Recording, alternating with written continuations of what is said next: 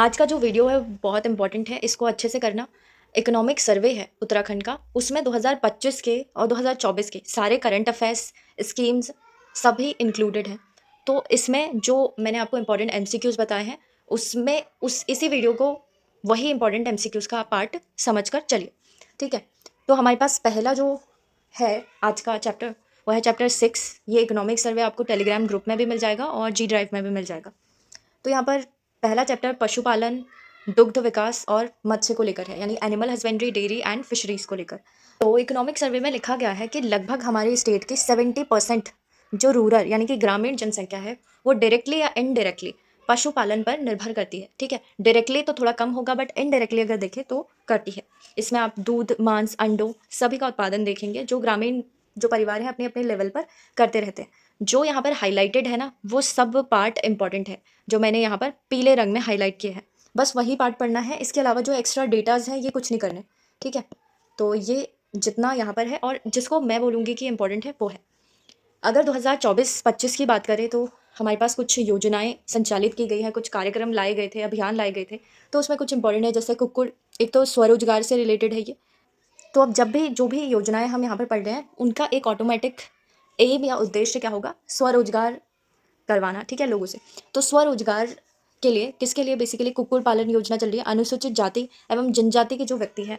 तो इसमें आप क्या कर रहे हैं, जो भी आपका लेना चाहते हैं वो 50-50 एक दिन के चूजों की यूनिट इसमें आपको फ्री प्रोवाइड की जाएगी, ठीक है। 50 एक दिवसीय चूजे, एक माह का राशन, जाली, सब कुछ फ्री में दिया जाएगा कि ताकि इस योजना को आगे बढ़ाया जा सके। और अभी यहाँ पर SC ST के लिए ये बोला गया है, ठीक है। तो यहाँ पर एक तो 50 वाला जो अंक है ना, इसको ध्यान में रख लेना, 50। और गौ सदनों की स्थापना तो चल रही है, इसमें बस एक एक्ट इंपॉर्टेंट है गौवंश को लेकर, संरक्षण को लेकर, 2007 का। फिर कुक्कुट विकास के लिए एक तो पोल्ट्री जो विकास नीति आई थी ऑलरेडी हमारे पास, पोल्ट्री डेवलपमेंट कौन सी पॉलिसी उत्तराखंड की, उसमें पहाड़ी क्षेत्रों के लिए 40% की सब्सिडी है, और मैदानी के लिए, प्लेन्स के लिए क्या है, 30% की सब्सिडी पर आपको लोन दिया जाएगा, बेसिकली ऋण मिलेगा उसमें। तो इसमें सबसे पहले ध्यान रखना है कि पहाड़ी क्षेत्रों में ज़्यादा है, 40% है, और जो प्लेन्स है उसमें 30% है। That's it. और कई बार यह आ जाता है कि ज़ीरो इंटरेस्ट पर हम लोन दे देंगे, तो ज़ीरो इंटरेस्ट वाली ऐसी कोई यहाँ पर बात नहीं हुई है। और मत्स्य पालन क्षेत्र में जो उत्तर पूर्वी और हिमालयी राज्य है ना, नॉर्थ ईस्ट और हिमालयन जो स्टेट्स हैं, उनमें जो कैटेगरी है बनी हुई, उसमें उत्तराखंड को सर्वश्रेष्ठ राज्य का पुरस्कार मिला हुआ है। और ये किस में मिला हुआ है, फिशरीज़ में, मत्स्य पालन में। इंपॉर्टेंट है, जिसमें भी उत्तराखंड की रैंक फर्स्ट आती है, कैटेगरी फर्स्ट आती है, वो पूछा जाता है कि किसको सबसे पहले मिला हुआ है सर्वश्रेष्ठ कैटेगरी में। भारत सरकार द्वारा ये जो ऑलरेडी लगे हुए हैं ना यहाँ पे स्टार मार्क है, ये इसका मतलब है इंपॉर्टेंट। भारत सरकार द्वारा Uttarakhand life stock development board, ठीक है, को एक तो रेड सिंधी कहाँ की नस्ल है वो याद रखना है, ये ब्राज़ील की है। और रेड सिंधी है क्या आपके पास, एक गाय की नस्ल है। और गिर पशुओं के जर्म प्लाज्म के आयात हेतु राष्ट्रीय नोडल एजेंसी नामित क्या है, किसको किया है, ये भारत सरकार ने किया है, ठीक है। भारत सरकार ने Uttarakhand life stock development board को किया है, ठीक है। ये ध्यान देना है कि सेंट्रल गवर्नमेंट ने एक स्टेट जो कि उत्तराखंड है, उसकी लाइफ स्टॉक डेवलपमेंट बोर्ड को नोडल एजेंसी, वो भी राष्ट्रीय यानी कि जो नेशनल लेवल की नोडल एजेंसी है, उसको नामित किया है, ठीक है। कि आप किसको इंपोर्ट कीजिए, ब्राज़ील से रेड सिंधी और गिर जो एनिमल्स हैं उनको, ठीक है। उनका मतलब जर्म प्लाज्मा आपको वहाँ से इंपोर्ट करना है। जर्म प्लाज्मा क्या होगा कि उससे आपकी जो भी नस्ल होगी आगे आने वाली, वो ठीक हो जाएगी करके, यही नस्ल यहाँ पर भी आ जाएगी। फिर हमारे पास है पशु प्रजनन प्रक्षेत्र नरियाल गाँव में है ये।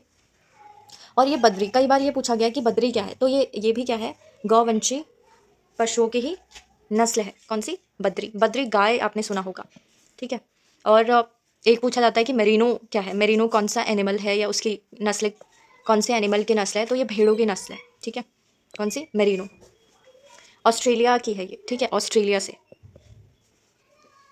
ओके, तो ये याद रखना है, ये ब्राज़ील है, यहाँ पर ऑस्ट्रेलिया है। कई बार ना ये मैचअप में दे देंगे कि ये क्या है और ये कहाँ से हम मंगवा रहे हैं। फिर आता है उत्तराखंड में पशुधन उत्पाद।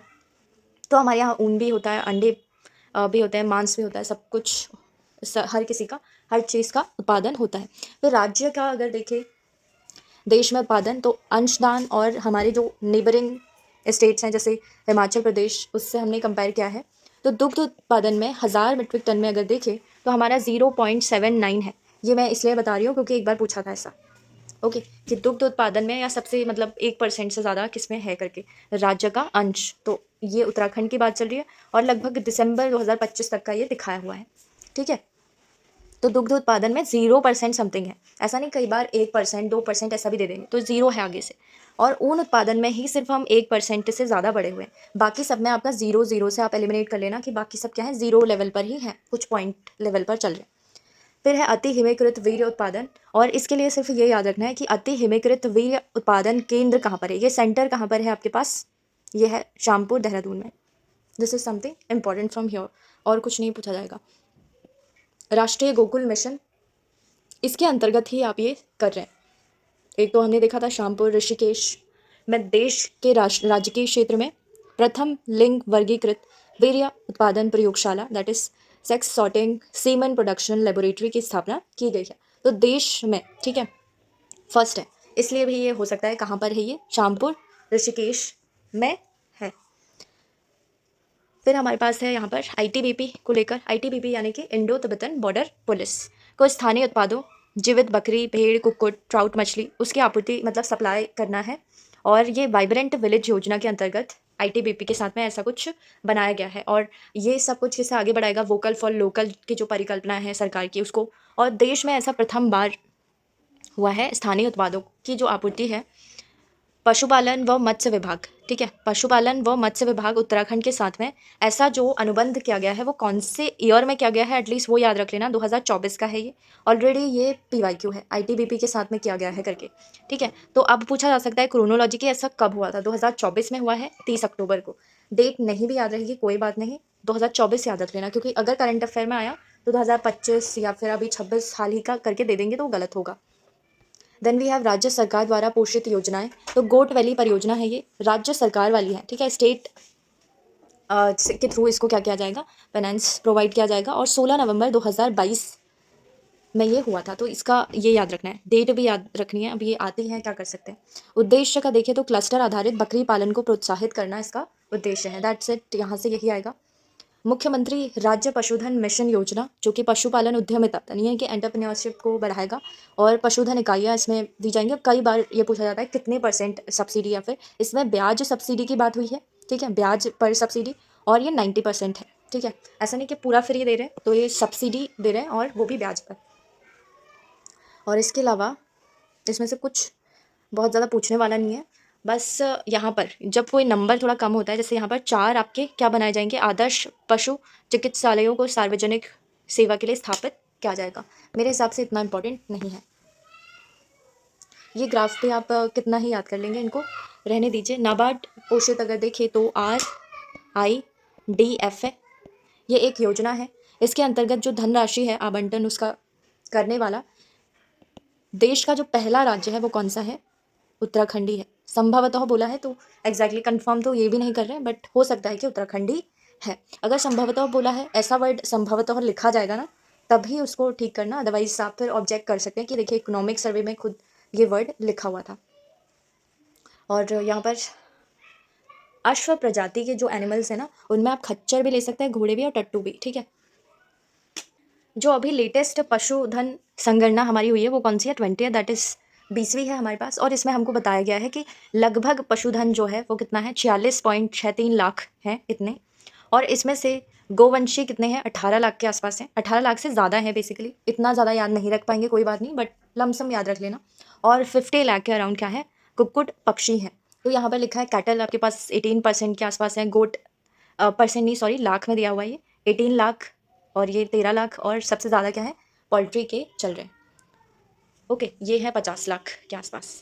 दूसरे नंबर पर आपका यही दिया हुआ है, कौन सा, कैटल, कैटल है, और तीसरे पर गोट है। पशुधन उत्पादों में अगर महत्वपूर्ण देखें तो दुग्ध उत्पादन में वैसे लगभग बोला गया है, लगभग 2 गुना हुआ है जो 25 सालों में रिकॉर्ड देखे, क्योंकि अभी आपका कौन सा है, 25 साल हो गए ना उत्तराखंड को बने हुए, तो इसलिए कंपेयर क्या हुआ है कि उस टाइम से अभी तक जो है लगभग 2 गुना हो गया। हालांकि पहले 1000 था तो अभी 1800 के अराउंड हुआ है, लेकिन लगभग इसलिए बोला है, अगर ये 2000 कुछ हो जाता तो तब इसको कहते कि हो गया है 2 गुना करके।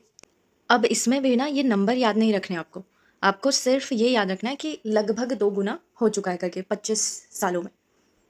फिर हमारे पास है पोल्ट्री नीति को लेकर, उत्तराखंड पोल्ट्री यानी कि कुक्कुट विकास नीति 2025 की है। पहले तो इसका साल याद रखना है 2025, और ये 9 जून 2025 को इसको मंजूरी मिली थी, और 9 जून 2025 से लेकर 30 तक ये रहेगी दिसंबर में।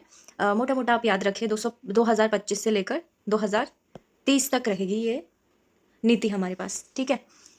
तो इसकी डेट अगर हो सकता है कि करंट अफेयर्स में आ जाए, क्रोनोलॉजी में पूछी जा सकती है कि पहले कौन सी नीति आई थी, और भी कुछ इंपॉर्टेंट पॉलिसीज़ 2025 में आई हुई हैं, तो हो सकता है कि क्रोनोलॉजी में आपसे ये पूछ ली जाए।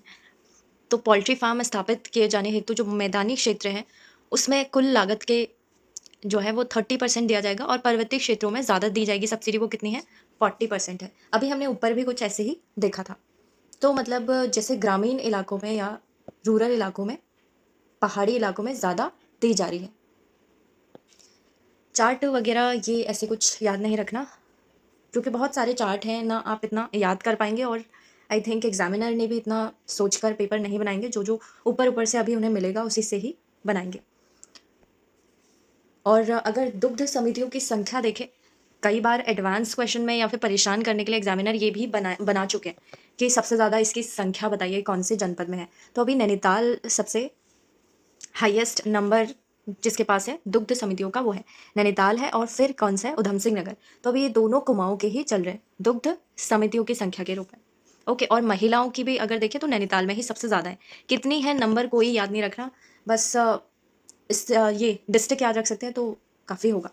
महिला डेयरी विकास योजना चल रही है, तो इसके लिए कुछ योजनाएं भी चल रही हैं। एक बार ये भी पूछा था कि कितने लीटर दूध या फिर कितने लीटर पानी को लेकर क्वेश्चन पूछा था, कुछ ऐसे यूज़ करती है एक सिटी करके।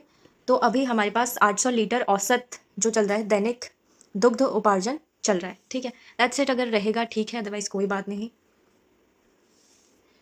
और दुग्ध बिक्री अगर देखें तो नैनीताल और उधम सिंह नगर वही हैं जिनकी समितियां ज़्यादा हैं, वही ज़्यादा बेचेंगे भी। 2025-26 में पशु चारा बीज वितरण योजना प्रारंभ कर दी गई थी, और इसमें हमने देखा कि रबी सीज़न, खरीफ और दोनों के लिए आपके पास चारे का बीज जैसे बरसीम, जई, मक्खन घास और मक्का, बाजरा, लोबिया, ये सब घास के रूप में भी यूज़ हो सकते हैं, ये भी है। और कई आपको ऐसा लगेगा जैसे मक्का घास कैसे हो सकता है, या फिर ये बाजरा और लोबिया यहाँ पर क्यों आया है। तो यहाँ पर इकोनॉमिक सर्वे ने ये दिया है कि हम इन सीज़न में चारा बीज के रूप में इन सब का वितरण हम कर सकते हैं करके। तो अगर उन्होंने कह दिया कि ये आप चारे के रूप में इस्तेमाल कर सकते हैं, तो वो बिल्कुल सही हो जाएगा। यहाँ पर आपके पास प्रूफ है। वितरण दुग्ध उत्पादकों को निःशुल्क किया जाएगा, यानी कि फ्री में कर रहे हैं उनको। फिर अगर मत्स्य विकास को लेकर देखें तो सुदूर पर्वतीय क्षेत्रों में ट्राउट फार्मिंग चल रही है। ट्राउट क्या है ये पूछा जा सकता है, बहुत न्यूज़ में है। ये फिश है, मछली है एक। और जबकि ये तो हमने देखा था पर्वतीय क्षेत्रों में ट्राउट का चल रहा है, जबकि मैदानी क्षेत्रों में आप रिस्कुलेटरी एक्वाकल्चर सिस्टम एवं बायोफ्लॉक से जो है वो मछलियों का प्रोडक्शन कर रहे हैं, ठीक है। तो ट्राउट वाला अगर आता है तो पर्वतीय क्षेत्रों के लिए ध्यान में रखना। एग्जामिनर की जो ट्रिक रहती है ना आपको कंफ्यूज करने की, तो वो ट्राउट को डेफिनेटली कहेंगे कि ये आपका मैदानी क्षेत्रों के लिए ज़्यादा फायदेमंद हो रहा है।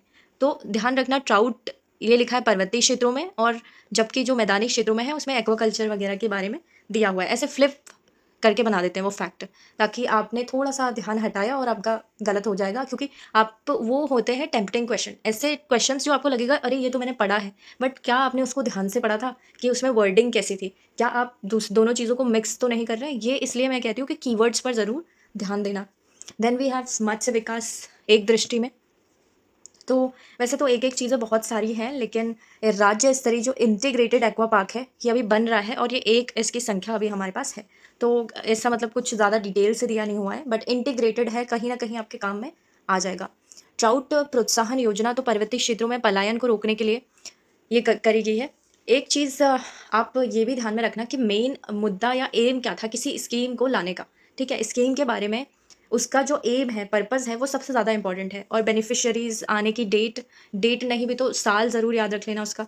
तो पलायन जो है ना, ज़्यादातर आपको सारी योजनाओं का एक मिलेगा कि पलायन को रोकने के लिए काफ़ी योजनाएं चलाई गई हैं। अब ये ट्राउट से आप इसको मतलब नहीं जोड़ पाएंगे कि ट्राउट का कैसे हो सकता है कि मछली उत्पादन से पलायन कम हो जाएगा। तो एक तरीके से रोज़गार दिया जाएगा, और जैसे ही रोज़गार मिलेगा लोग वैसे ही पलायन कम करेंगे। तो इसका एक उद्देश्य कौन सा है? पलायन रोकने के लिए भी है। ओके, और बाकी इसका उत्पादन तो करना ही है। देन वी हैव मुख्यमंत्री मत्स्य संपदा योजना। ये मुख्यमंत्री भी है और एक सेंट्रल लेवल पर है, वो कौन सी है? प्रधानमंत्री मत्स्य संपदा। ठीक है, तो इसमें नया व्यवसाय सृजित किए जाने के उद्देश्य से, उद्देश्य जहाँ पर भी लिखा है ना, एक बार देख लेना उसको बस ऐसे कि क्या उसमें कोई कीवर्ड है। एक तो नया व्यवसाय करने के लिए हो गया, दूसरा मुख्यमंत्री मत्स्य संपदा योजना जो मुख्यमंत्री वाले लेवल की है ना, उसमें आपका सजावटी मछली पालन गतिविधि को भी सम्मिलित कर दिया गया है। इससे पहले जो प्रधानमंत्री वाली थी हमने वो भी देखी थी। देन वी हैव यहाँ पर उधम सिंह नगर के बौर वाले इलाके में और हरिपुरा में जलाशयों में जो है इनको इनको उत्पादित किया जाएगा, किसे? मछलियों को। ओके, तो ये हरिपुरा बौर यहाँ पर कुछ चल रहा है, नहीं याद हो रहा है, कोई बात नहीं। प्रधानमंत्री मत्स्य संपदा योजना में 2 जलाशयों में मॉडर्न फिश लैंडिंग सेंटर की स्थापना की जा रही है। यहाँ पर मुख्यमंत्री है, लेकिन ये जो मॉडर्न फिश लैंडिंग सेंटर्स है ना 2, ये किस में बनाए जा रहे हैं? प्रधानमंत्री मत्स्य संपदा में बनाए जा रहे हैं और भारत सरकार द्वारा है। ऊपर हमने सजावटी मछली वाला मुख्यमंत्री में देखा था। ऐसे कीवर्ड्स में ही आपको क्या करेंगे, वो ट्रैप करने की कोशिश करेंगे। अब जैसे इकोनॉमिक सर्वे से अगर कोई एग्जामिनर उठाएगा ना क्वेश्चन, तो वो क्या करेगा कि प्रधानमंत्री मत्स्य संपदा की जगह वो क्या दे देगा? मुख्यमंत्री मत्स्य संपदा के अंतर्गत 2 जलाशयों पर ये सेंटर की स्थापना की जा रही है। ठीक है, हालांकि ये दोनों एक दूसरे के बिल्कुल एक कहे कॉम्प्लीमेंट्री चल रहे हैं। ये भी वही काम करेगा और ये भी वही काम करेगा, लेकिन इसमें अगर लिखा है इकोनॉमिक सर्वे में तो ध्यान देना है कि क्या चीज़ लिखी हुई है। प्रधानमंत्री मत्स्य संपदा योजना के अंतर्गत जो पिछले साल है ना 2025-26 में वाइब्रेंट विलेज प्रोग्राम के तहत और जो धरती आबा जनजाति ग्राम उत्कर्ष अभियान आया है, ये दोनों बहुत ही इंपॉर्टेंट है। आपको करंट अफेयर्स में ऑलरेडी करवा दिए गए हैं, अगर नहीं करवाए हैं तो हो जाएंगे। सो अभियान के तहत नवीन प्रोजेक्ट स्वीकृत कराए गए, यानी इन तीनों का क्या चल रहा है? आपका कोलैब चल रहा है। इन तीनों के साथ में आप यूज़ करके कुछ नए प्रोजेक्ट्स लेकर आ रहे हैं। आप कभी इमेजिन वैसे नहीं कर पाएंगे कि ये विलेज प्रोग्राम और जनजाति वगैरह सब को आने के लिए इनकी मिनिस्ट्रीज़ और डिपार्टमेंट को भी कोलैब करना पड़ेगा। इसलिए थोड़ा सा मत्स्य, वाइब्रेंट विलेज और धरती आबा, इन तीनों का कोलैब ध्यान में रखना है। देन वी हैव जनपदवार मत्स्य उत्पादन। अगर देखें तो कुमाऊं में और गढ़वाल का, दोनों का देखा है। गढ़वाल मंडल में हरिद्वार में सबसे ज़्यादा चल रहा है और कुमाऊं में उधम सिंह नगर का। अगर हम ओवरऑल देखें तो ओवरऑल पूरे उत्तराखंड में यूएस नगर यानी उधम सिंह नगर का ज़्यादा है हरिद्वार से। ओके, इन दोनों का ही याद रख पाएंगे आप। अभी बहुत ज़्यादा लोड नहीं लेना है, एटलीस्ट हाईएस्ट दोनों मंडलों के याद रखिए। मत्स्य बीज उत्पादन में डेनमार्क एक कंट्री है, वहाँ से ट्राउट आइड ओवा का आयात किया जा रहा है। ओवा मतलब अंडे, ठीक है। मछली के जो अंडे हैं वो कहाँ से हम लेके आ रहे हैं? डेनमार्क से। That's it. केंद्रीय अंतर्देशीय मत्स्य अनुसंधान संस्थान कहाँ पर है? ये बैरकपुर में है। कई बार ऐसे ना आपका आ जाएगा मैचअप में कर दीजिए करके। आजकल एग्जामिनर्स को पता नहीं क्या है, क्यों परेशान करना चाहते हैं, तो कहीं से उठाकर कोई भी संस्थान दे रहे हैं। ठीक है, अगर आता है तो ठीक है, अदरवाइज थोड़ा इधर उधर एलिमिनेशन से जाना। देन वी हैव सहकारिता को लेकर, कोऑपरेटिव का। तो हर गांव में बहुउद्देशीय सहकारी समितियां, जिसको एम्पैक्ट्स के नाम से जानते हैं, मल्टीपर्पज़ कह सकते हैं आप उनको गठित करने का लक्ष्य है। अगर लक्ष्य है ना कहीं पर और अगर लिखा है वहाँ पर हर गांव में एक तरीके से, ठीक है, तो लक्ष्य तो हो सकता है कि हर गांव में हमें करना है। अगर कहीं पर लिखा है कि कर दिया है तो वहाँ पर आपको थोड़ा ध्यान देना है कि सच में ये चीज़ हुई है या नहीं।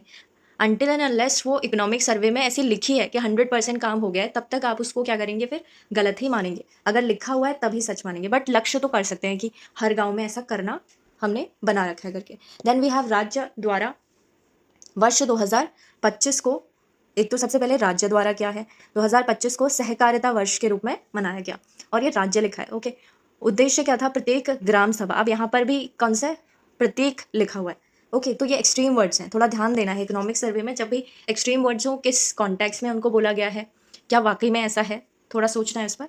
तो प्रत्येक ग्राम सभा बोला है। मैं बहुउद्देशीय इन समितियों को बनाकर आप ग्रामीण विकास की कोशिश कर रहे हैं और उत्तराखंड देश का ऐसा पहला राज्य बना है जिसने सहकारिता में महिलाओं को 33% आरक्षण दिया है। ओके, तो ये इंपॉर्टेंट क्वेश्चन है, इसको मार्क कीजिए उन 500 क्वेश्चंस में कि उत्तराखंड ऐसा पहला राज्य बना है। और कितना परसेंट है ये? 33%।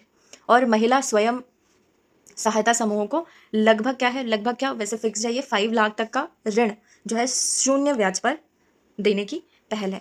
सो बिल्कुल 0 ब्याज पर आप 5 लाख तक दे सकते हैं SHGs को। यानी ये एक समूह को इतना मिल रहा है, ऐसा नहीं कि पर पर्सन को मिल रहा है। पर पर्सन जैसा यहाँ पर कुछ लिखा नहीं है, ओके।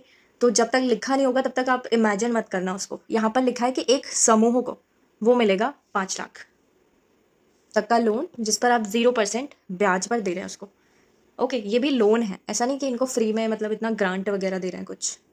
पलायन को एक सीमा तक रोकना, तो ज़्यादातर इन चीज़ों का आपको क्या मिल जाएगा, पलायन से भी रिलेशन मिलेगा कि इसको रोकना है, माइग्रेशन को रोकना है।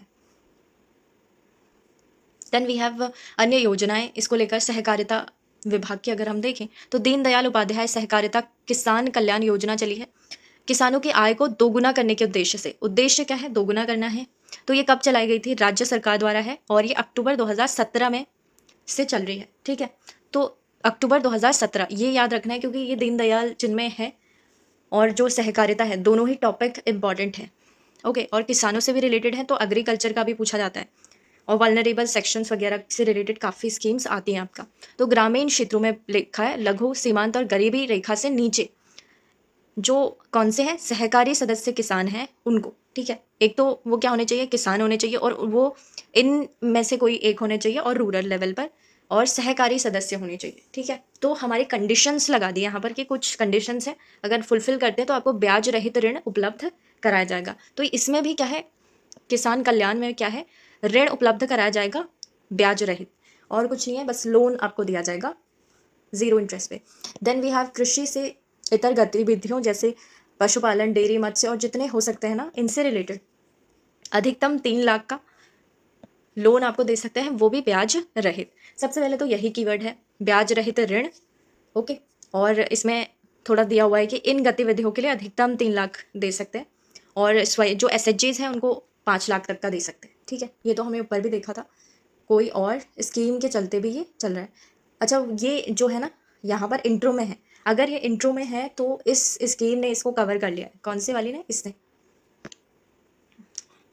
देन ये कुछ याद भी नहीं रहेगा, छोड़ दीजिए इसको। केंद्र सरकार द्वारा सहकारिता मंत्रालय की पृथक से स्थापना के उपरांत वर्ष 2021 में कुछ योजनाएं वगैरह लाई गई हैं राज्य द्वारा, जो है पैक्स कंप्यूटरीकरण, पैक्स मतलब ये, ठीक है, पैक्स कमिटीज़ कहते हैं ना उनको, और वही है ये कंप्यूटरीकरण। उनका कार्य कब से स्टार्ट हो चुका है, अगस्त 2020 से, ठीक है। तो उत्तराखंड राज्य देश का अग्रणी राज्य बना है। कुछ कुछ चीज़ों में ऐसे दे सकते हैं, तो ये किस में बना है वैसे, अग्रणी पैक्स कंप्यूटरीकरण में बना है कार्य को संचालित करने के लिए।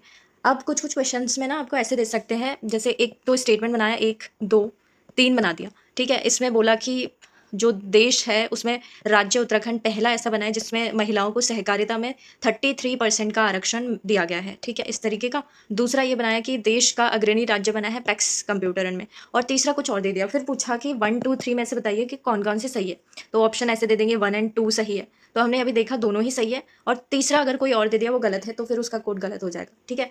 तो अगर एडवांस बनाना होगा तो ऐसे बनाएंगे, अदरवाइज ऐसे 1 लाइनर टाइप का भी बन सकता है। फिर है मुख्यमंत्री घसियारी कल्याण योजना। घसियारी मतलब जो घास वगैरह लाते हैं जंगल से। महिलाओं को रियायती दरों पर साइलेज एवं टीएमआर फीड ब्लॉक उपलब्ध कराकर चारे के बोझ से मुक्त किया जा रहा है, ठीक है। तो चारा इसमें आप दे रहे हैं, घर घर पहुंचाएंगे, और कुछ चीज़ें हैं जैसे वो देखनी है हमें कि क्या कंडीशंस हैं, क्या कोई फ्री में पहुंचा रहे हैं या फिर क्या मिल रहा है उसमें करके, ठीक है।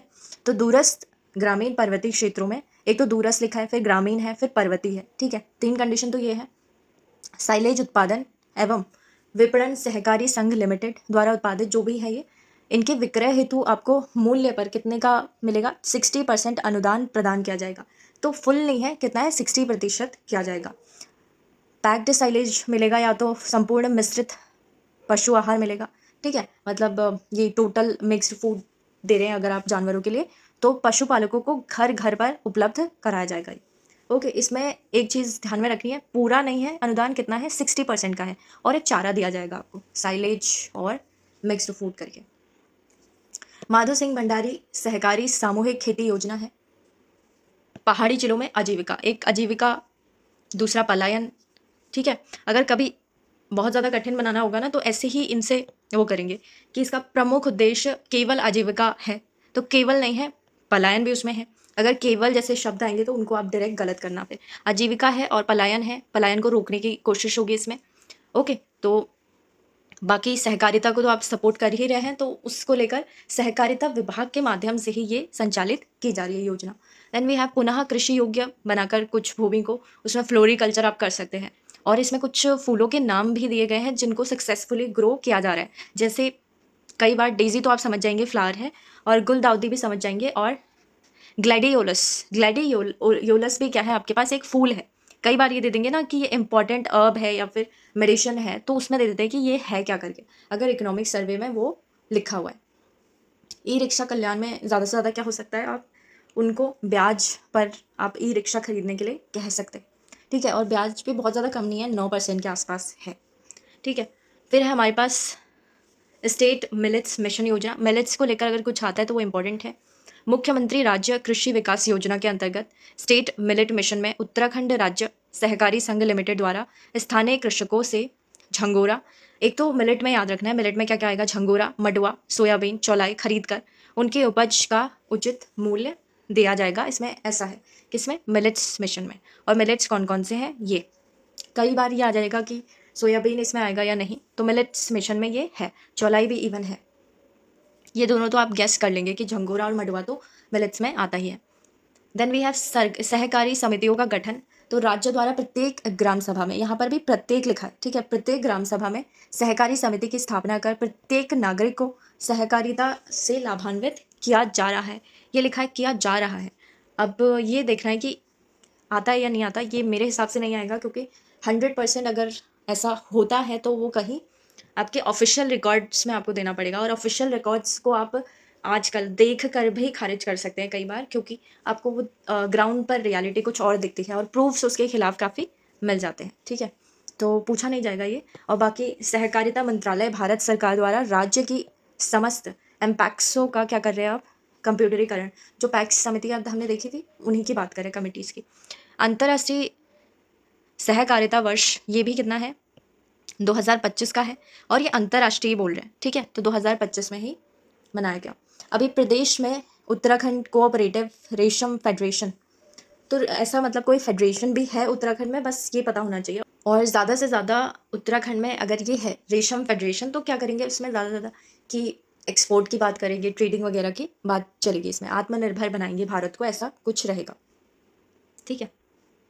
तो जो भी अगर ऐसे एम में रैंडमली पूछ लिए जाते, थोड़ा उनको कॉमन सेंस से करना। इतना याद करने बैठे तो ना ही याद हो पाएगा और ना ही इतना याद करना चाहिए। बहुत ही कम रखें अपने कंटेंट को कि जो एग्जाम में रिकॉल भी हो पाए। देन वी हैव सिद्ध बाबा कृषक उत्पादक संगठन। पौड़ी में एम्पेक्स सुखरो देवी द्वारा सिद्ध बाबा कृषक उत्पादन संगठन सहकारी समिति लिमिटेड सुखरो देवी का गठन किया गया। इसको मार्क करने का मेरा सिर्फ एक ही वो है कि कई बार ये पूछ सकते हैं कि सुखरो देवी कहाँ पर है करके, तो ये पौड़ी डिस्ट्रिक्ट में है, दैट्स इट। और सिद्ध बाबा से रिलेटेड सिद्ध बलि मंदिर पूछ लेंगे कि कहाँ पर है, तो ये पौड़ी में है। लीसा भवन नजीबाबाद रोड में है, और ये भी कहाँ चल रहा है आपका, उसी इलाके में है, गढ़वाल में, ठीक है। देन वी हैव बहुउद्देशीय जसपुर फीका पार किसान सेवा सहकारी समिति लिमिटेड। तो ऐसे बहुत जगह आपको ये मिल जाएंगे, हर एक को याद नहीं करना है। और कई बार ऐसे मतलब पूछ लेते हैं कि राज्य की कौन सी संस्था कहाँ पर है करके, तो उत्तराखंड जैविक उत्पाद परिषद जो है वो कहाँ पर है, देहरादून में। जैविक उत्पाद परिषद, जैविक मीन्स ऑर्गेनिक प्रोड्यूस काउंसिल, तो ये कहाँ पर है, देहरादून में, दैट्स इट। यहाँ पर ये करने की ज़रूरत नहीं है। बाकी वर्ष कंपेयर किए गए हैं कि 25 सालों में हमने क्या क्या डिफरेंस देखा 2000 और 2025 के बीच में। तो सकल एनपीए परसेंट जो है वो -3 बोला गया है इसमें। तो माइनस में कोई एक अलग से ये लेवल चल रहा है, तो आप सोचेंगे कि एनपीए तो जनरली हाई रहता है करके ना, तो जो कॉन्ट्रडिक्ट कर रहा है वो ये है कि -3 में चल रहा है, ठीक है। ऐसा इकोनॉमिक सर्वे के मुताबिक है। देन कुल समितियाँ जो पैक कमिटीज़ हैं आपके पास, वो -11 हो गई हैं पिछले 25 सालों में। पहले ज़्यादा थी, यहाँ पर लिखा है कि परसेंट वो -11% घटी है करके, ठीक है।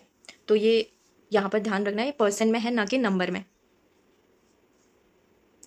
आप वैसे सोचेंगे ना, इसलिए मैंने लिखा है क्योंकि काउंटर में हम कब कभी सोचते हैं ऐसे कि एनपीए तो डेफिनेटली बड़ा होगा करके, या पैक्स समितियाँ पहले वो थी तो अभी तो विकास चल रहा होगा, तो ये क्या चल रहा है, नेगेटिव्स में चल रहे हैं, देखिए और सकल एनपीए भी ये कह रहे हैं परसेंट में कम हुआ है। तो कम वाले याद रखेंगे, बाकी अगर पॉजिटिव हैं याद भी नहीं हो पाएंगे इतने, फिर भी इनसे एलिमिनेट कर पाएंगे आप।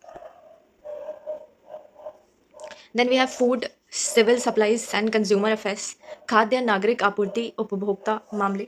इसका पूरा मतलब आपका एक आता है, फूड प्रोसेसिंग ऑफिसर वगैरह को लेकर एग्जाम भी आता है, तो उसके लिए भी ये ज़रूरी है। योजना का नाम, इसमें कुछ योजनाएं हैं जैसे राष्ट्रीय खाद्य सुरक्षा योजना, इंपॉर्टेंट है, इसके बारे में सब कुछ आपको पता होना चाहिए।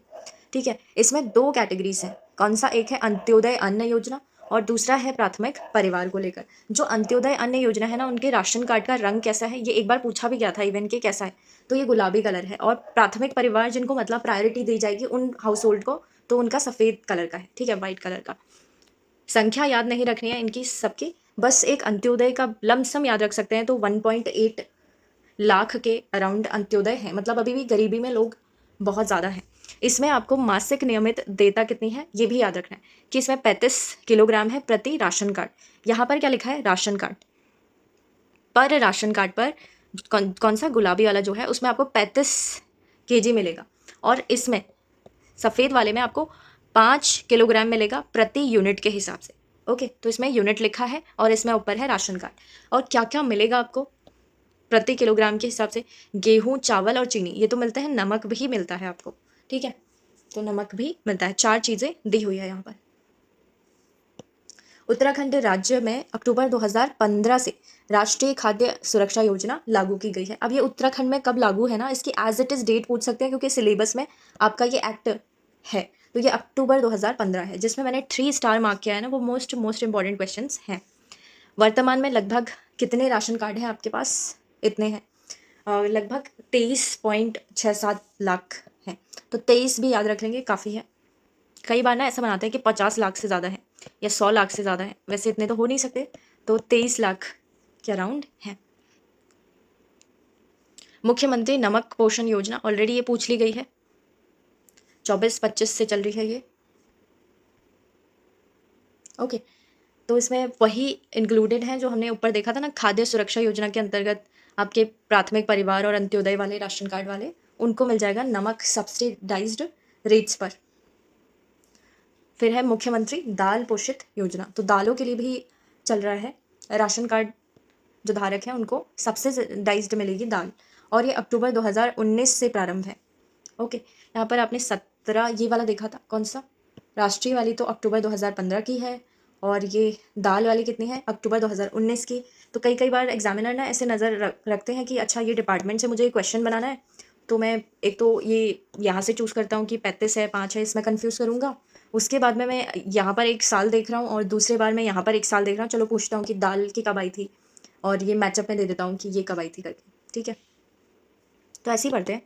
बाकी मुख्यमंत्री अंत्योदय निःशुल्क गैस रिफिल योजना, निःशुल्क जो भी है उसको इंपॉर्टेंट मार्क करना। अंत्योदय अन्न योजना के जो राशन कार्ड धारक है, यहाँ पर कौन से? अंत्योदय अन्न वाले। और कब से ये चल रही है? 2022 से 23, ये भी इंपॉर्टेंट है। 2022 से 23, तो जो मैंने कहा था ना कि एग्जामिनर की नज़र में 1 साल ये मिला, उसे 1 साल ये मिला, नीचे उसने देखा कि ये भी चल रहा है, तो चलो इनको पूछते हैं कि कौन से साल में आई थी या कौन सी पहले आई थी, क्रोनोलॉजी वाइज लगाओ करके। ठीक है, बहुत सारे क्वेश्चन ऐसे पूछे। देन वी हैव मुख्यमंत्री अंत्योदय निःशुल्क गैस रिफिल योजना। वर्ष में 3 गैस रिफिल निःशुल्क वितरित आपको किए जा रहे हैं। ठीक है, 3 नंबर भी याद रखना है। और इसने विस्तारित, इस योजना को कब तक विस्तारित कर दिया गया है? 2027 तक। ठीक है, 2022-23 से स्टार्ट होकर अभी 27 तक इसको आगे बढ़ा दिया गया है। देन राज्य के लगभग 1.84 के अंतर्गत आपके कितने राशन कार्ड हैं? ये लाख में है आई थिंक, तो अंत्योदय राशन कार्ड आपके पास है। कुल मिला के 2 लाख से कम है। ठीक है, देन वी हैव इम्पॉर्टेंट यहाँ पर नवीन ALE पॉश मशीन को इलेक्ट्रॉनिक तौल मशीन से जोड़कर खाद्यान्न का विवरण। अब ये जो डेट है ना, जब से ये लागू हुआ है, इसमें मैंने 4 स्टार डाले हैं मोस्ट इंपॉर्टेंट। अभी तक मैंने मोस्ट इंपॉर्टेंट आपको 4-5 क्वेश्चन बताए हैं स्टार्टिंग से वीडियो में, तो उनको कर लेना अच्छे से। ये है, आपने देखा भी होगा आजकल जो राशन बांट रहे हैं ना, वो कह रहे हैं कि आप मतलब अंगूठा लगाने आइए या फिर साइन करने आइए, अपना राशन कार्ड लेकर आइए। क्यों? क्योंकि जो न्यू L1 ई पॉश मशीन है ना, उसको जोड़ दिया गया है आपके तराजू से एक तरीके से, तो आपको अब हर बार अपना बायोमेट्रिक लगाना पड़ेगा वहाँ पर। ठीक है, तो 9,000 से ज़्यादा हमारे पास राशन की दुकानें हैं। उसमें पारदर्शिता यानी कि ट्रांसपेरेंसी को बढ़ाने के लिए ओके ये किया गया है। नए सिस्टम इंटीग्रेटेड, क्या लिखा है, सिस्टम इंटीग्रेटर के माध्यम से नवीन ई पॉश जिसको L1 डिवाइस मय सिमय डेटा व इलेक्ट्रॉनिक तौल मशीन निशुल्क उपलब्ध कराया गया है। तो ये दुकानों में वैसे इन दुकानों को क्या दिया गया है, फ्री में दिया गया है। और कई बार डायरेक्ट ये पूछेंगे कि L1 डिवाइस क्या है करके। अगर कोई आइडिया नहीं है तो हम सोचेंगे कि साइंस से रिलेटेड या फिर ड्रोन या फिर स्पेस से रिलेटेड कुछ होगा। तो ये यहाँ पर यूज़ हो रही है, कहाँ पर, राशन की दुकानों में, ठीक है, जहाँ से बेसिकली आपको सब्सिडाइज्ड ग्रेन्स वगैरह मिलते हैं। और इसकी डेट क्या है, दिनांक 1 जून 2025। वेरी वेरी इंपॉर्टेंट, कौन सी दिनांक है, 1 जून है। यहाँ पर जुलाई लिख के आपको क्या करेंगे, कंफ्यूज करेंगे, या फिर अप्रैल लिख के, मार्च लिख के करेंगे इस पर। तो ये जून है 2025 से राज्य में पूर्ण रूप से ये लागू कर दी गई है, ठीक है। तो पूर्ण रूप से ये आपका एक तो एग्जैक्ट डेट याद है, पूर्ण शब्द भी आएगा तब भी उसे सही करना है। 100% ओके, 100% बायोमेट्रिक ऑथेंटिकेशन के उपरांत ही राशन का वितरण किया जाएगा, ठीक है। तो आजकल भी ये हो रहा है, आपको बायोमेट्रिक लगानी पड़ेगी। सो ये L1 डिवाइस जो है हमारे पास, इसको उससे जोड़ा गया है। और ऐसा करने वाला ना, ऐसा करके आपका जो ग्रेन्स वगैरह या खाद्यान्न है उनका वितरण यानी कि डिस्ट्रीब्यूशन करने वाला ऑनलाइन राज्यों में से उत्तराखंड देश का प्रथम राज्य है। यहाँ से आप इस पोर्शन से ना एक क्वेश्चन ज़रूर सोच सकते हैं, इस बार आएगा करके, ठीक है। एक तो उत्तराखंड देश का प्रथम राज्य बना हुआ है, और दूसरा ये डेट इंपॉर्टेंट है, और ये शब्द भी कि पूर्ण रूप से और 100%, इस तरीके से। Then we have supply chain route optimisation okay. So संयुक्त राष्ट्र विश्व खाद्य कार्यक्रम UN वर्ल्ड फूड प्रोग्राम है ना, UN का वर्ल्ड फूड प्रोग्राम, उसके सहयोग से ये कर रहे हैं supply chain route optimisation okay. और सप्लाई चेन रूट ऑप्टिमाइजेशन को सर्वप्रथम उत्तराखंड राज्य द्वारा ही प्रारंभ किया गया है। तो देखिए उत्तराखंड कहाँ कहाँ पर फर्स्ट है, इस बार इस पर एक आध क्वेश्चन ज़रूर बनेगा। तो सर्वप्रथम इसमें भी है उत्तराखंड, जिसको भारत सरकार द्वारा भी मान्यता दी गई है। फलस्वरूप इसके बाद में भी कुछ हुआ है। देखिए भारत सरकार ने ये कहा है कि सप्लाई चेन रूट ऑप्टिमाइजेशन को सभी राज्यों एवं भारतीय खाद्य निगम में अनिवार्य रूप से लागू किया गया है, ठीक है। मतलब उत्तराखंड ने किया, उसके बाद में ये सब कुछ अनिवार्य कर दिया गया है। फिर आता है one nation one ration card योजना, इंपॉर्टेंट है ये योजना भी। इसका साल याद रखना है, राज्य में वर्ष 2020 से ये योजना लागू है ओके, 2020 से। राज्य खाद्य सुरक्षा योजना में राशन कार्ड जिनके पास है, एक राज्य से दूसरे राज्य या फिर एक जनपद से दूसरे जनपद में भी किसी भी दुकान पर अगर आप राशन मांगते हैं, आधार ऑथेंटिकेशन आपको करवाना पड़ेगा, उसके बाद आपको राशन वहाँ से मिल सकता है। ज़्यादातर जो प्रवासी मजदूर है ना, माइग्रेंट लेबरर्स, उनको ये सुविधा उपलब्ध कराने के लिए सब किया गया है, ठीक है। सो कई बार हम सोचते हैं कि क्या लिखा है, विशेष लाभ लिखा है, सही होगा या नहीं होगा करके। तो यहाँ पर ये वर्डिंग भी पढ़ लेते हैं, कौन सा है, प्रवासी मजदूरों को सार्वजनिक वितरण प्रणाली के अंतर्गत विशेष लाभ लिखा हुआ है, ठीक है। लाभ तो हम सोचते हैं कई बार, लेकिन हम कहेंगे कि ये स्पेशल क्या होता है, तो स्पेशल इन्होंने खुद ही लिखा है कि इनमें इनको मिलेगा करके। हालांकि उनको राशन का अमाउंट उतना ही मिलेगा, पर वो किसी भी शॉप से मतलब खरीद सकते हैं अगर उनके पास ऐसा राशन कार्ड के हिसाब से लागू होता है तो। फिर one nation one ration card योजना के खाद्यान्न वितरण करने में उत्तराखंड राज्य जो है देश में 6वें स्थान पर है। One of the very important question, ठीक है, ये 6वां या 7वां क्वेश्चन होगा जो मैंने अभी तक इंपॉर्टेंट बताया है। तो 6वां स्थान है यहाँ पर, 6th।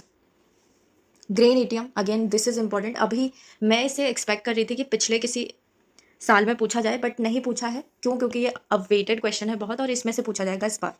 ग्रेन एटीएम कहाँ कहाँ कब कब हुआ करके।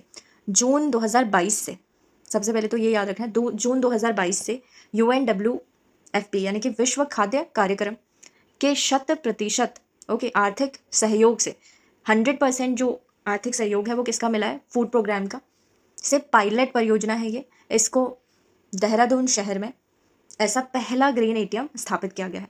पहला कहाँ किया गया है, देहरादून में ओके। और 21 नए ग्रेन एटीएम स्थापित किए गए हैं, और देश में उत्तराखंड राज्य सर्वाधिक ग्रेन एटीएम स्थापित करने वाला राज्य अभी तक में है, ठीक है। तो 21 किए गए हैं, और अभी तक उत्तराखंड क्या है, सर्वाधिक है जहाँ पर ये लगाए गए हैं। Then we have grain ATM को ई पॉश से जोड़ दिया गया है ताकि बायोमेट्रिक के माध्यम से ये सब कुछ हो सके। और जनपद नैनीताल के रामनगर में। एक तो याद रखना है रामनगर कहाँ पर है, नैनीताल जनपद में है। उसमें भी UNWFP यानी कि फूड प्रोग्राम के अंतर्गत आर्थिक सहयोग से लगभग 500 मिलियन टन क्षमता का एक खाद्यान्न गोदाम यानी कि फ्लो स्पान की स्थापना की गई है। कहाँ पर हुआ है ये? रामनगर में, नैनीताल के रामनगर में। और यहाँ पर खाद्यान्न गोदाम की बात करें, फ्लो स्पान की। ओके, उक्त फ्लो स्पान गोदाम देश का पहला खाद्यान्न गोदाम है, और देश का पहला है इसलिए ये इंपॉर्टेंट हो जाता है। कहाँ पर? रामनगर में। फोर्टिफाइड फोर्टिफाइड चावल जो हम बात करते हैं न्यूट्रिशन के लिए, तो इसमें क्या क्या होगा देखिए। विटामिन B12 है, ओके, विटामिन B12 है, फिर है फॉलिक एसिड और आयरन पोषण युक्त होंगे ये चावल, ठीक है। तो फोर्टिफिकेशन जब आप करते हैं चावल का, तो उससे आपको इंपॉर्टेंट न्यूट्रिएंट्स भी मिल जाते हैं। प्रधानमंत्री पोषण योजना कुछ ऐसा चल रहा है। अप्रैल 2022 से राज्य के जो 2 जनपद हैं, हरिद्वार और उधम सिंह नगर में, समस्त लाभार्थियों को फोर्टिफाइड चावल का वितरण किया गया है, ठीक है। तो यहाँ पर 1 अप्रैल 2023 से पूरे राज्य में PDS के अंतर्गत इन चीज़ों का ध्यान रखा जा रहा है। ये जो भी योजनाएं हैं, जैसे अंत्योदय वाले हो गए, राज्य खाद्य योजना के अंतर्गत जो प्राथमिक परिवार वगैरह हैं, उनको लेकर ये चल रहा है कि मतलब फोर्टिफाइड चावल वगैरह देंगे। ये 2000 कब से है? 23 से, 1 अप्रैल 2023 से। यहाँ पर बहुत सारी डेट्स ऐसी है ना, वो इम्पॉर्टेंट है इस बार के पेपर के लिए, क्योंकि एग्जामिनर के पास बहुत ज़्यादा मटेरियल है आपको देने के लिए। तो इस बार आपको करना ही पड़ेगा, ये आप स्किप नहीं कर सकते। वो कहीं से भी दे देगा। जैसे मान लीजिए कि इकोनॉमिक सर्वे से पहले आपका कोई पेपर 2-3 पेपर हो चुके होते, तो आपको थोड़ा आइडिया रहता कि वो किस तरीके के क्वेश्चन इस बार पूछने वाला है और उसने क्या-क्या पूछ लिया है पिछले पेपर में।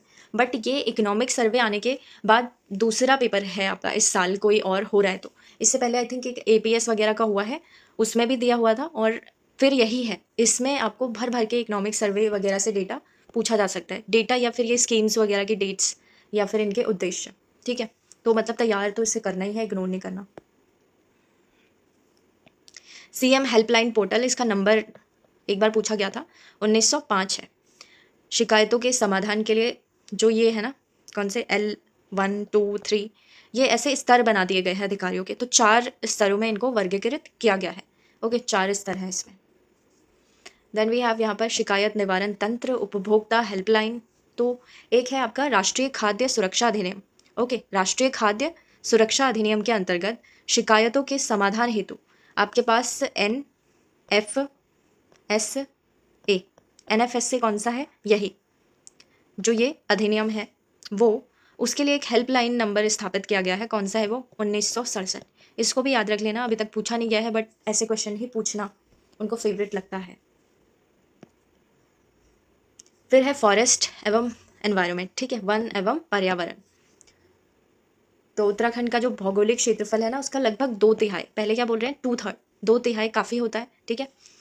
2/3 से अधिक, इवन इससे भी ज़्यादा, 2/3 अगर बोले तो 66% से भी ज़्यादा हमारा जो भूभाग है वो वनों से आच्छादित है। सो वनों की वर्तमान स्थिति अगर देखें तो कितने प्रकार के हैं, और फिर वो विभाग कौन सा उनको संभाल रहा है करके, इसकी वजह से इनको कैटेगराइज कर दिया गया है आपके, ठीक है। तो एक तो दिया है आरक्षित वन, फिर है सिविल सोयम वन, और पंचायती वन है, फिर कैंटोनमेंट वन है, फिर नगर पालिका और निजी वन है, ठीक है। तो हमारे पास आरक्षित वन जो है उनको कौन देखता है? मुख्यतः वन विभाग ही देखता है, उसी के अधीन होते हैं।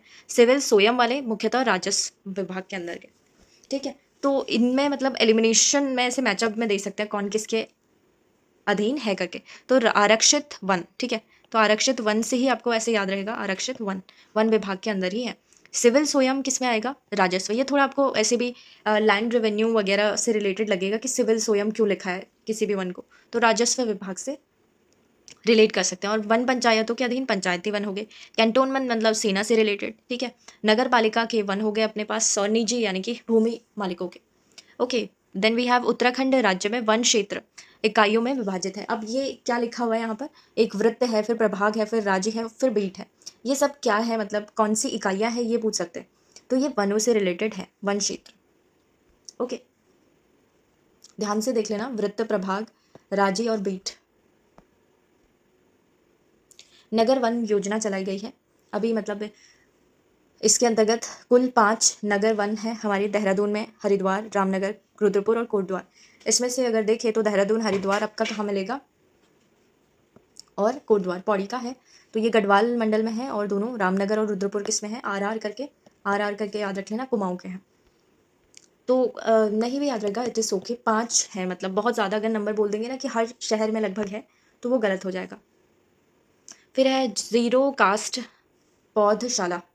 ये उच्च तकनीकी की यहाँ पर बात चल रही है कुछ, ठीक है। ज़ीरो कास्ट पौधशाला को लेकर, इसमें बेसिकली आपका क्या है कि उच्च तकनीकी का इस्तेमाल करेंगे, ठीक है, पौधशालाओं में उत्पादन क्षमता को बढ़ाने के लिए। तो ये मतलब दिए हुए हैं, कहाँ कहाँ हुआ है इतना याद नहीं रहेगा। देन वी हैव राज्य में नेशनल ट्रांजिट पास सिस्टम लागू कर दिया गया है। वन उपज के अंतर्राज्यीय अभिवहन हेतु एक राष्ट्र एक पास सिस्टम जो है वो उत्तराखंड ने अपनाने की कोशिश की है। राज्य के सभी वन प्रभागों में ये लागू किया जा चुका है, ठीक है। NTPS करके है। और वन संरक्षण अधिनियम कब का है ये? 1976 का। ओके।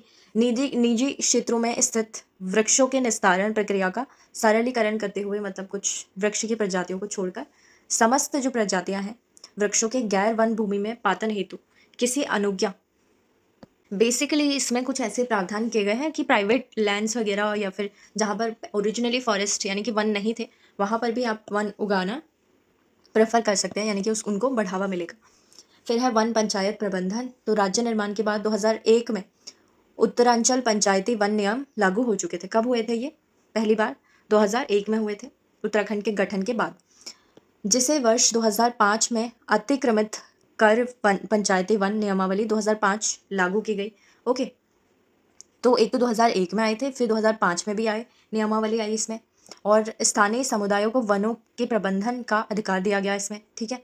स्थानीय समुदायों को तो कम्युनिटी पार्टिसिपेशन चल रहा है। फिर उत्तराखंड पंचायती वन नियमावली 2024 में ही अभी लेटेस्ट आई हुई है, ठीक है, 24 वाली।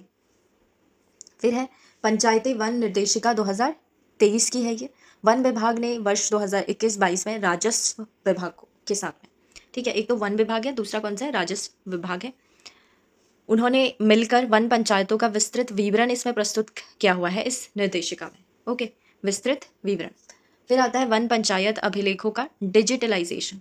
और अभी लमसम आपसे पूछ सकते हैं कि कितनी वन पंचायत सभी है, तो यहाँ पर 11,000 से ज़्यादा है ये, 11.2 हज़ार। आप ये के का मतलब है 1000, ठीक है। तो इतने VPs यानी वन पंचायत है। तो उत्तराखंड की 11,217 वन पंचायतों के समस्त अभिलेख अब वन विभाग की वेबसाइट पर डिजिटल रूप से डाल दिए हैं, ठीक है। फिर है उत्तराखंड गैर प्रकाष्ठ वन उपज का विकास हर्बल एवं एरोमा टूरिज्म परियोजना आई है, जिसके लिए कदम उठाए गए हैं। वन पंचायतों में ये चल रहा है। 10 वर्षीय परियोजना को स्वीकृति दे दी गई है गवर्नमेंट के द्वारा। देन वी हैव वन संरक्षण एवं संवर्धन अधिनियम 1980 के अराउंड में भी आया था, और फिर 2023 में इसको मतलब संशोधित किया गया है नए प्रावधान के अनुसार। ये भी ध्यान में रखना है कि क्या नए प्रावधान है। नए प्राविधानों के अनुसार 1 हेक्टेयर, कितना है ये? 1 हेक्टेयर तक के वन भूमि हस्तांतरण प्रकरणों में पूर्ण व्यवस्था में राज्य सरकार को प्रदत्त स्वीकृति के अधिकार को समाप्त किया गया है। तो अबॉलिशन की यहाँ पर बात चल रही है, ठीक है। और ये 1 हेक्टेयर तक के वनों की बात चल रही है, ठीक है। तो ये कुछ ऐसा भी हो सकता है कि इसका कई बार मिसयूज भी किया जा सकता है, तो इसलिए ध्यान में रखना है, क्योंकि न्यूज़ में आते रहेगा ये। वन संरक्षण अधिनियम 1980 का है। डिजिटलाइजेशन वगैरह की बात चल रही है। 2023 में भारत सरकार ने जो है परिवेश पोर्टल क्या था, फिर अभी कौन सा आया हुआ है? परिवेश पोर्टल 2.0 आया हुआ है, ठीक है। सो लैंड ट्रांसफ़र वगैरह को लेकर ये चल रहा है। वन भूमि हस्तांतरण के महत्वपूर्ण प्रकरण, जो भी इवेंट्स वगैरह हुए हैं, जैसे सौंग बांध पेयजल योजना। एक तो पता होना चाहिए कि सौंग रिवर कहाँ बहती है, ये देहरादून डिस्ट्रिक्ट में बहती है, ठीक है। और जो ये बांध पेयजल योजना है, 2 डिस्ट्रिक्ट्स को क्या करेगी? इन्फ्लुएंस करेगी। वो है देहरादून और दूसरा है टिहरी जनपद, ठीक है। और फिर है सिरक्यारी भ्यूल रुपसिया बगड़, ठीक है। सिलक्यारी भ्यूल रुपसिया बगड़ हाइड्रो इलेक्ट्रिक प्रोजेक्ट चल रहा है ये आपका कितना है? 120 मेगावाट का है, ठीक है। 120 मेगावाट का है। कई बार ना कैपेसिटी भी पूछी गई है, और जिनकी न्यूज़ में है वो तो इंपॉर्टेंट है। ये सबसे पहले तो ध्यान रखना है, पिथौरागढ़ की योजना है। प्रोजेक्ट कहाँ का है ये? पिथौरागढ़ का है। 2025 को तो इससे रिलेटेड जो कंपनी है वो कौन सी है? UJVNL। तो ये है हमारे पास। कई बार ना टिहरी हाइड्रो इलेक्ट्रिसिटी वाली कंपनी का दे देते हैं, या कोई और दे देंगे, तो UJVNL है इससे रिलेटेड। उत्पादित जो बिजली होगी उसका उपयोग ऐसे तहसील मुनस्यारी में भी किया जाएगा और बाकी जो पिथौरागढ़ के इलाके हैं वहाँ तक भी दूर दूर तक पहुँचाया जाएगा। देन चंपावत की बात करें तो इंटीग्रेटेड चेक पोस्ट बनबसा है और ये भारत और नेपाल के बॉर्डर पर ही है check post. Okay. Tehri Garhwal में कोटेश्वर पुलिंग स्टेशन है। कोटेश्वर पुलिंग स्टेशन कहाँ पर? टिहरी गढ़वाल में। नैनीताल में दूनी खाल से रत्ती घाट जो कैचीधाम बाईपास में ही है। कौन सा? ये दूनी खाल से रत्ती घाट नैनीताल में है बेसिकली। अगर यहाँ से कुछ उठा के बनाया ना क्वेश्चन तो फिर एक सॉन्ग वाला तो वैसे इजीली गेस कर लेंगे आप, एक ये पिथौरागढ़ वाला एक्सपेक्ट कर सकते हैं। दूसरा मतलब ऐसे प्लेसेस इन न्यूज़ टाइप के ही बन सकते हैं कि बताइए ये जगह कौन सी जनपद में है ऐसे। देन भारतमाला परियोजना के अंतर्गत जो पौड़ी है उसमें नजीबाबाद कोटद्वार से लेकर कोटद्वार पौड़ी मोटर मार्ग का निर्माण चल रहा है भारतमाला के अंदर। पिथौरागढ़ में देखिए तो हमारे पास राजकीय मेडिकल कॉलेज पिथौरागढ़, उसका निर्माण चल रहा है। ठीक है। वन अनुसंधान, अब जितनी भी चीज़ें आएंगी इससे रिलेटेड होंगी। लाइकेन पार्क, ये जो है ना वन अनुसंधान, इसको एक one of the important area लगाइए। जो हमने अभी यहाँ से पढ़ा ना, यहाँ से यहाँ तक का नहीं भी हो पाया लेकिन ये वाला एरिया ज़रूर कर लेना क्योंकि यहाँ से बहुत सारे PYQs आए हुए। लाइकेन पार्क कहाँ पर है? ये मुनस्यारी पिथौरागढ़ में है और ये 2019-20 में विश्व का पहला लाइकेन पार्क बना था जो कि 1 हेक्टेयर क्षेत्र में मुनस्यारी में स्थापित है। ठीक है। जिसमें लाइकेन की लगभग 85 प्रजातियों को संरक्षित किया गया है। तो PYQ है, ऑलरेडी पूछ लिया गया है, ना भी पूछे बट इस बार अगर इनको कुछ टफ बनाना होगा तो विश्व का पहला है या नहीं है करके ऐसे दे देंगे। 1 हेक्टेयर क्षेत्र हो गया, कहाँ पर है? मुनस्यारी में। और कब बनाया गया? 2019-20। अगर टफ बनाना होगा ना तो यहाँ से आपको क्या करेंगे, उठाएंगे जिसका ईयर उनको लगेगा कि देना चाहिए, अलग है जिसका ईयर वो दे देंगे। जैसे एक मैचअप में अगर ये दे दिया, दूसरा मैचअप में आपको 21-22 वाला कोई देंगे। ठीक है, कि कब इसको बनाया गया था, हर्बल गार्डन कब बनाया गया, फाइकस संरक्षण केंद्र कब बनाया गया, इस तरीके से। क्रिप्टोगैमिक गार्डन की बात करें, देववन कहाँ पर है? देववन देहरादून में है। 2019-20 लाइकेन, क्रिप्टोगैमिक और पॉलिनेटर पार्क, ये दोनों 19-20 के ही हैं। मतलब ये तीनों 19-20 और 19-20। ठीक है, तो इनमें तो आपको मतलब कंफ्यूज नहीं करना है।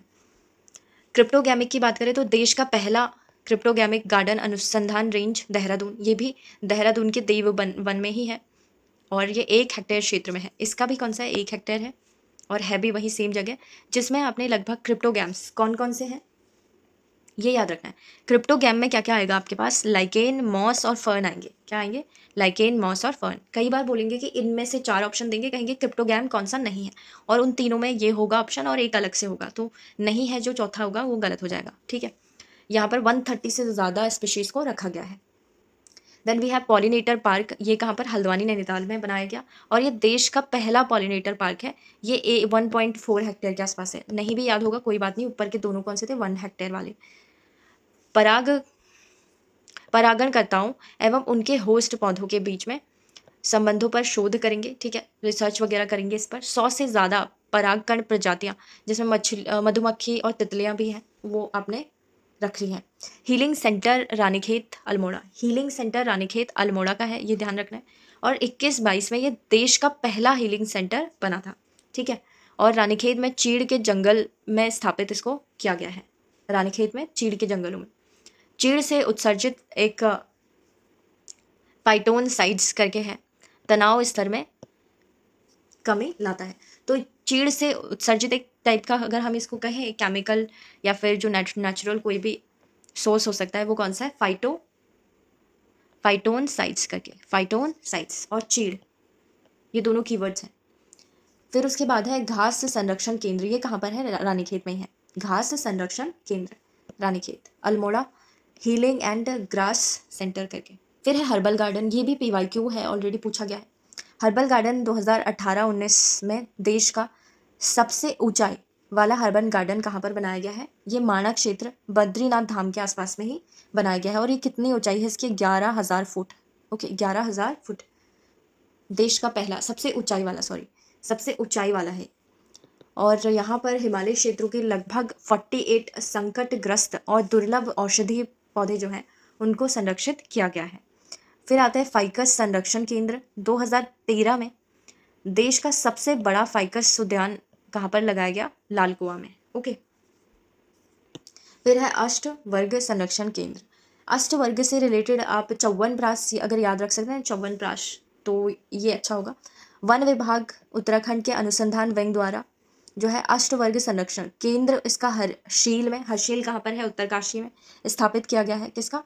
ये वाला केंद्र कहाँ पर है? हरशील ऑफ उत्तरकाशी। यह भारतीय हिमालयी क्षेत्र में स्थापित पहला ऐसा केंद्र है। ओके, भारतीय हिमालयी क्षेत्र बोला है। अष्टवर्ग प्रजातियों जैसे च्यवनप्राश के जो मूल घटक वगैरह है वो सब उन्हीं का ही संरक्षण कर रहे हैं अष्टवर्ग में। दशमूल गार्डन अगर देखें तो लाल कुआं में बनाया गया है दशमूल गार्डन।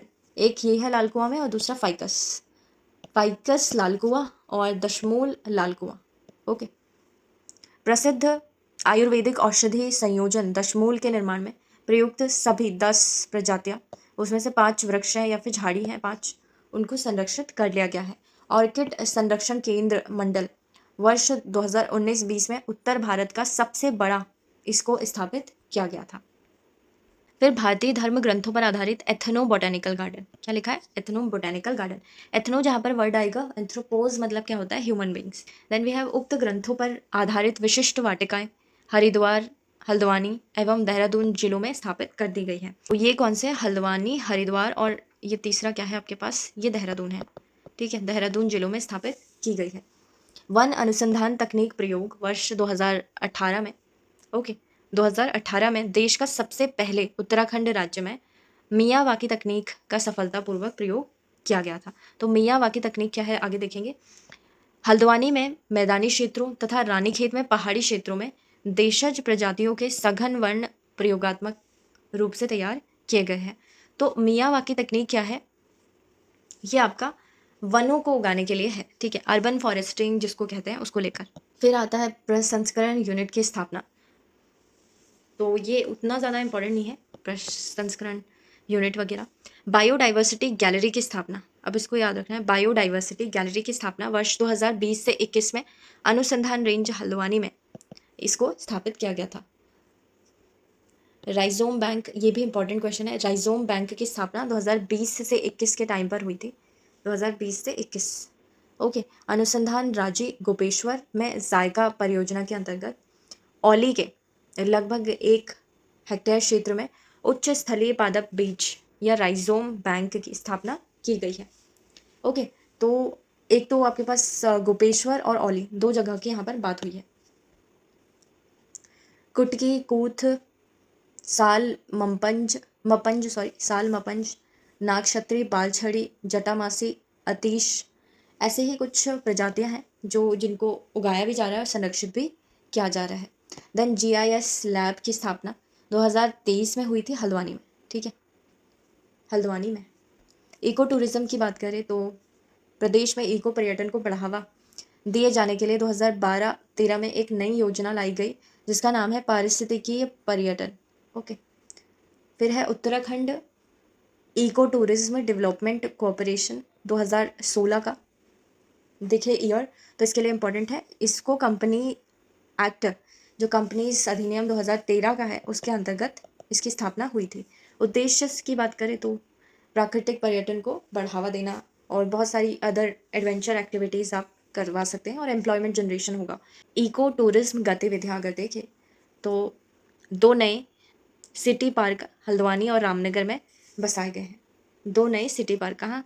हल्द्वानी और रामनगर में। रामनगर कहाँ पर है? नैनीताल में ही है। फिर चल रहा है आपके पास बुग्यालों का संरक्षण। जियोजूट की अभिनव विधि, अगर कभी आ जाता है ना ये विधि, जियोजूट की अभिनव विधि, वो किससे रिलेटेड है? तो बुग्यालों के संरक्षण से वो रिलेटेड है। विश्व धरोहर स्थल नंदा देवी राष्ट्रीय पार्क जोशीमठ के अंतर्गत फूलों की जो घाटी है राष्ट्रीय उद्यान 2005 में, और फिर यूनेस्को के विश्व धरोहर स्थल का दर्जा प्राप्त हो चुका है करके। ठीक है, 2005 में। फिर अगर देखिए झिलमिल झील एंड आसन वेटलैंड की स्थापना तो 2005-6 में ना देश के प्रथम कंजर्वेशन रिजर्व झिलमिल झील तथा आसन वेटलैंड की स्थापना की गई थी और 2005-6 की चल रही है और देश में भी पहला ये था। तो चक्राता वन प्रभाग में स्थित आसन वेटलैंड प्रवासी पक्षियों के लिए बहुत इंपॉर्टेंट है। और जबकि हरिद्वार वन प्रभाग में स्थापित कौन सा है? झिलमिल। तो हरिद्वार झिलमिल याद रखना है। झील कंजर्वेशन रिजर्व ये बारहसिंगा के संरक्षण के लिए इम्पोर्टेंट है। यहाँ पर माइग्रेंट बर्ड्स हैं और यहाँ पर बारहसिंगा है झिलमिल वाले में। फिर है पवलगढ़ संरक्षित आरक्षित 2012 का है ये, और ये नैनीताल जनपद में आपको मिलेगा पवलगढ़। पर्यटन संवर्धन हेतु एंगलिंग परमिट जो है इको पर्यटन को बढ़ावा देने के लिए किया गया है। ऐसे लिखते हैं एंगलिंग यानी कि कैच एंड रिलीज करके।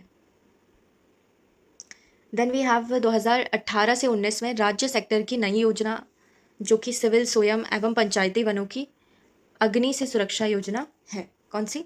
जो फॉरेस्ट फायर है उनको उनसे सुरक्षा उनसे प्रोटेक्ट करने के लिए ये आई हुई है। कौन सा?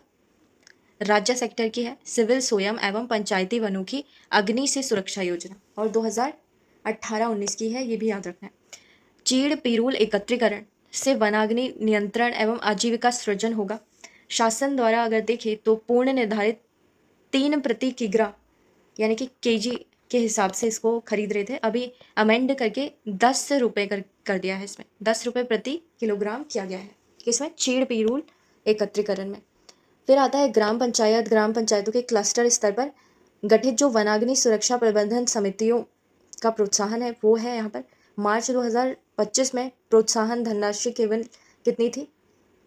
ये थी 30,000। ठीक है, तो ये भी बहुत अच्छी जो है अमाउंट है। कौन सा? 2015 में धनराशि 30,000 प्रदान किए गए हैं। देन वी हैव शीतला खेत मॉडल, ये भी फॉरेस्ट फायर के लिए है। जनपद अल्मोड़ा के ग्राम शीतला खेत टिहरी में जड़धार गांव है के अंतर्गत स्थानीय ग्रामीण महिलाओं द्वारा वन क्षेत्रों का स्वयं संरक्षण करते हुए वनाग्नि से बचाव हेतु कार्यवाही की गई थी शीतला खेत मॉडल में। तो ज़्यादातर आप देखेंगे कि इसको प्रेफरेंस देने की बात कहीं ना कहीं चलती है कि इस मॉडल पर फॉरेस्ट फायर को कम किया जा सकता है। डिजिटाइज्ड किए गए कार्य योजनाओं में सबसे पुरानी योजना वो है देहरादून वन प्रभाग की United provinces of Agra and Awadh, जिसकी अवधि कितनी है हमारे पास? 1903 से लेकर 27 तक की है। 1903 से लेकर 27 तक। वृक्षारोपण नीति 2005 में आई थी, वृक्षारोपण नीति 2005। फिर है उत्तराखंड बांस एवं रेशा विकास परिषद, 2011-12 में है ये। 2011-12 में नई योजना, इसको बोला गया कि परिषद की स्थापना कर देंगे, उसके हिसाब से इसको प्रारंभ किया गया था। फिर है हिमालयन नेटल भांग एवं भीमल का रेशा संग्रहण। फिर है उत्तराखंड जैव विविधता बोर्ड और जैव विविधता अधिनियम 2002 का है ना, 2006 से 7 में उत्तराखंड जैव विविधता बोर्ड का गठन किया गया। ओके, फिर आते हैं हमारे पास स्थानीय निकाय स्तर पर लोकल बॉडीज़ कितनी है करके। बहुत ज़्यादा इनका नंबर याद नहीं रखना है, बट ऐसी भी कुछ बॉडीज़ होती हैं जैसे स्थानीय निकाय हो गया, स्तर पर हो गए, बायोडाइवर्सिटी मैनेजमेंट कमिटीज़ हमारे पास हैं। तो इनका मतलब ये भी पता है कि कहाँ कहाँ से मिल सकते हैं करके। सिक्योर हिमालयन परियोजना के अंतर्गत बीएमसी का गठन किया गया है। 2 जिलों उत्तरकाशी गंगोत्री एवं गोविंद घाट है, और पिथौरागढ़ में क्या है? दारमा। इनमें क्या किया गया है? जैव विविधता प्रबंध समितियां स्थापित की गई है। थल केदार जैव विविधता विस्तारीय स्थल की अधिसूचना अगर देखें तो थल केदार कहाँ पर मिलेगा आपको? पिथौरागढ़ में। फिर आते हैं लीसा ग्रामीण आय एवं आजीविका का स्रोत। लीसा वन विभाग का प्रमुख राजस्व अर्जित करने का स्रोत है। प्रतिवर्ष अगर देखें तो औसतन इतना कुंतल होता है, ज़रूरी नहीं है, इससे ज़्यादा लीसे का उत्पादन भी चीड़ यानी पाइन के पेड़ों से विभाग द्वारा ही किया जाता है। तो चीड़ पाइन जिसको कहते हैं उनसे लीसा निकाला जाता है। उत्तराखंड वन संसाधन प्रबंधन परियोजना जायका पोषित इसको कहते हैं। तो उत्तराखंड की ये जो परियोजना है अंतर्राष्ट्रीय सहयोग एजेंसी जीका द्वारा वित्त पोषित एक महत्वाकांक्षी परियोजना है। ठीक है, उद्देश्य राज्य में वन शरण। ओके, उद्देश्य राज्य किसका है? अगर चाहे जैसे वो कौन सा है? उत्तराखंड है, तो उसमें वन शरण यानी कि फॉरेस्ट डिग्रेडेशन की जो समस्या है उसको सॉल्व किया जाएगा। 2014 से प्रारंभ होकर अगस्त 2026 में ये समाप्त हो जाएगी। ओके, उत्तराखंड में अगर वनावरण देखें तो हमने पहले भी करंट अफेयर में क्या हुआ है, क्षेत्रफल दिया हुआ है किमी यानी कि किलोमीटर के हिसाब से एरिया दिया है, भौगोलिक क्षेत्र के सापेक्ष वनावरण क्षेत्र का परसेंट। अगर परसेंट देखना है फॉरेस्ट कवर एरिया जो है वो टोटल जो एरिया है उत्तराखंड का उसके सापेक्ष परसेंटेज में हम देख रहे हैं। तो अत्यंत सघन वन जो है ना, अत्यंत घने वन वो 9.85% ही है, 9.85%। फिर स्क्रब लैंड अगर देखें तो 0.77% के हिसाब से चल रही है। फिर आता है अग्नि संवेदनशील वन भूभाग।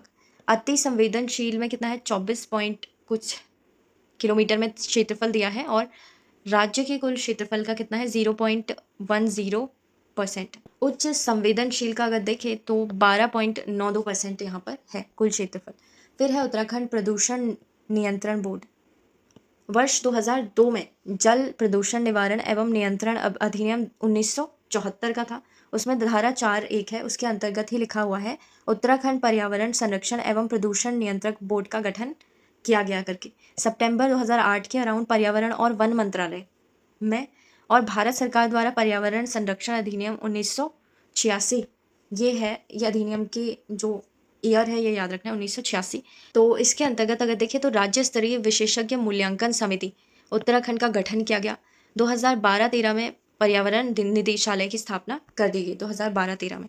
ध्वनि प्रदूषण का अगर देखें तो राज्य के 4 जनपदों देहरादून, हरिद्वार, नैनीताल, उधम सिंह नगर में इसके लिए मापन केंद्र हमारे पास है।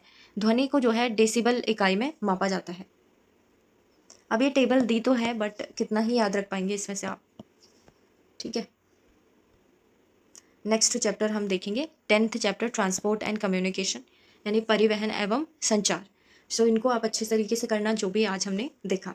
उसके बाद नेक्स्ट वीडियो में मिलते हैं, और क्वेश्चंस भी हम आगे की वीडियोस में बहुत सारे सॉल्व करने वाले हैं।